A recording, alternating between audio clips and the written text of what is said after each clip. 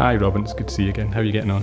Hi, not bad really, but I guess that's what we're here to talk about. Would it be useful just to kind of recap on what we discussed a couple of weeks ago? Yeah, please, that'd be great, yeah. So what I've got written down was that you were struggling with your diabetes. That's right. You've tried a few things, you've tried pretty hard at them, but you're sort of thinking that nothing seems to work for you.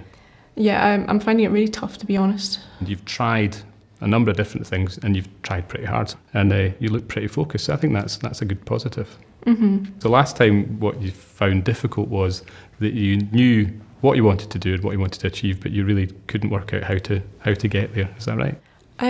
Well, I don't know how other people do it, to be honest. I found it really difficult. Do you know, I think it is pretty common for people to think there's a secret that everybody else knows that they don't, but people kind of struggle to achieve kind of good diabetes control, and it's really, really common. Well, that's a relief to hear, to be honest, yeah. Okay, so let's see if we can work out something together. I think it's probably easier if we just focused on one thing at a time.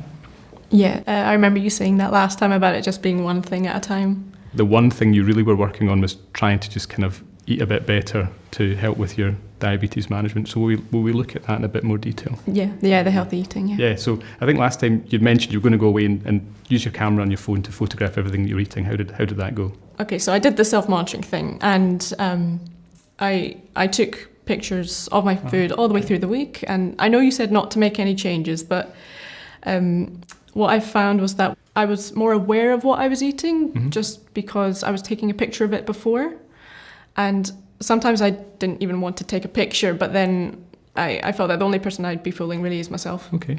And I actually found out that I tend to snack a lot, and I try and pass it off as okay because, you know, I'll eat a smaller lunch later, and then I don't end up doing that either. Okay. That's really interesting. Did you find any other kind of patterns or anything else that you noticed? Yeah, actually, I found that my mornings tend to go okay, but then when it comes to the evenings, that's my downfall, really. I think evenings often are quite difficult, and I think a lot of people have problems with that, and evenings can be a struggle. So any thoughts on why that might be? Or you know, sometimes I'd eat because I was bored or I was stressed or needing something to cheer myself up with, and sometimes I'd even look for excuses. Just, you know, in reality, actually, my day's been fine.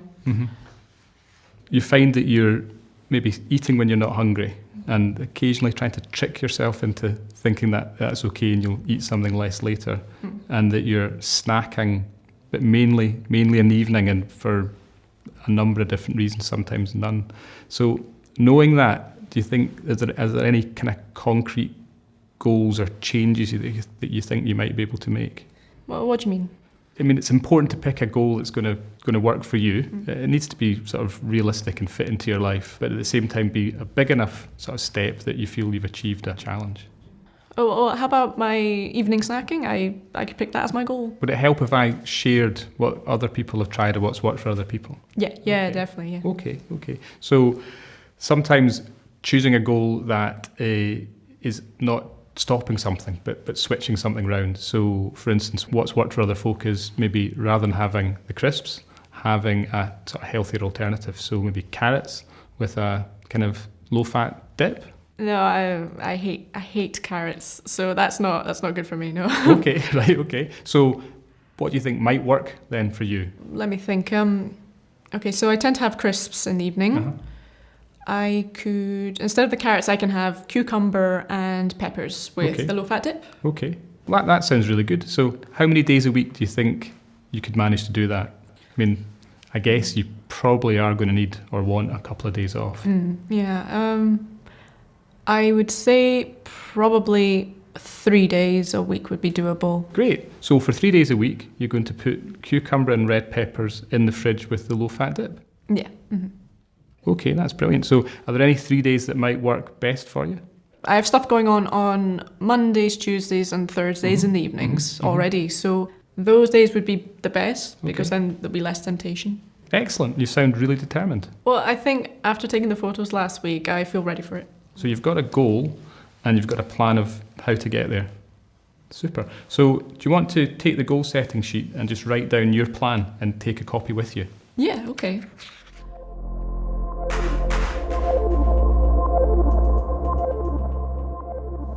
Try to focus on the positives to build on Robin's beliefs that she could make a change. So rather than focusing on the fact that she'd struggled with diets, we worked on things that she had done positively and that she'd persisted with. It was a relief to be thinking about what I could do rather than what I might have failed at till now. It's easy to feel isolated when you're trying to change your behaviour. So I tried to emphasise to Robin that she wasn't the only one that finds it difficult when trying to make changes to her eating. I found it comforting when he said that other people find it hard. It didn't feel like it was just me in that regard. It's paradoxical, but telling people what to do can often lead to resistance. So to give Robin some control, I asked for permission before offering suggestions. I found taking pictures of my food to be really easy. It made me a lot more aware of my eating habits and made me think in more detail. Instead of telling Robin what to do, I talked about solutions that had worked for other people before asking her what might work for her. By focusing on doing, I was able to come up with my own ideas for changes.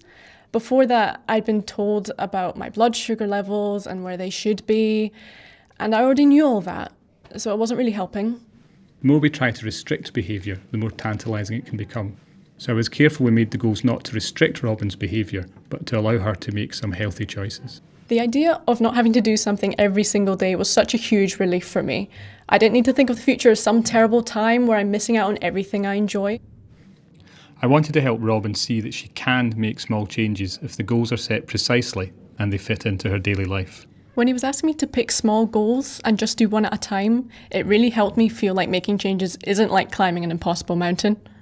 The summary is important as it keeps us on the same page, and Robin writing down her goals acts as a useful prompt as well as a written agreement. The best thing about that consultation for me, though, was the fact that I felt really listened to and I felt encouraged to make decisions for myself.